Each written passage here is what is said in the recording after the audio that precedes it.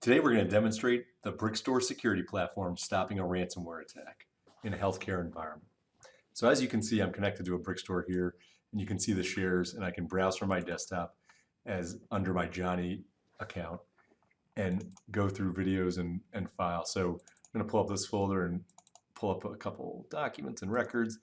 And I also am logged in through a virtual desktop using a different account over here. And so I can see the same data and shares. I can open up files as well. And now I'm going to play a video.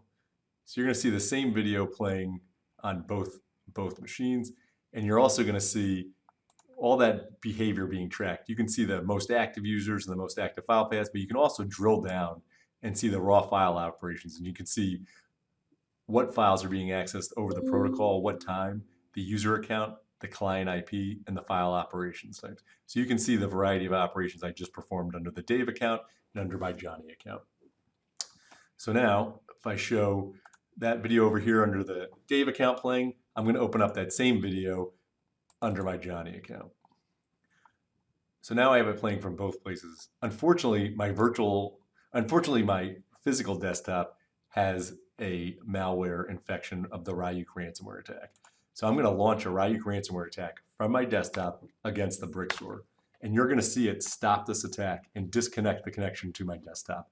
But you'll see the virtual desktop user, Dave, is still unhindered and can continue to provide care. So in a healthcare environment, this is very important to have cyber resiliency because you need to continue to deliver care while under attack. You don't want to have to shut everything down.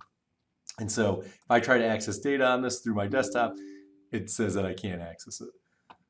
And in fact, we also sent off an alert through Teams to show that there's been an attack. So if we look here, we'll see that there was a Ryuk attack and notified the security team that it came from this IP and this Johnny user account.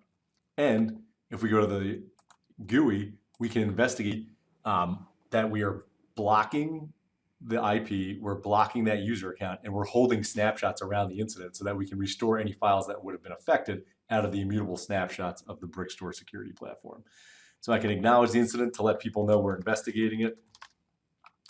And then we can review the files that were accessed or by the ransomware. So we can see there are several files that were here. And if we go over to the virtual desktop, we can actually browse that path. So we can see that global VNA archive 2010, 2019. So we'll go over to there and we'll start to see what's there. We can see some files have that RYK extension. The great news is right from this GUI, we can restore the files out of the immutable snapshots and delete the encrypted versions of those files. And we'll start to see that get cleaned up immediately in the share there.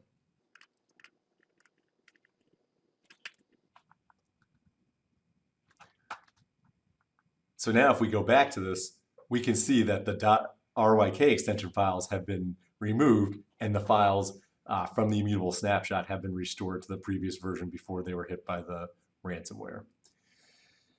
So it's very easy to recover from a ransomware attack. We're still blocking my Johnny user account and the host IP and holding the snapshots. Once we cleaned up the infection and made sure there was no malware on my desktop, we could restore access to my user account and close the incident. Once I've done that, we can actually, once again, access data from this desktop like we did before, and I can play that video once again.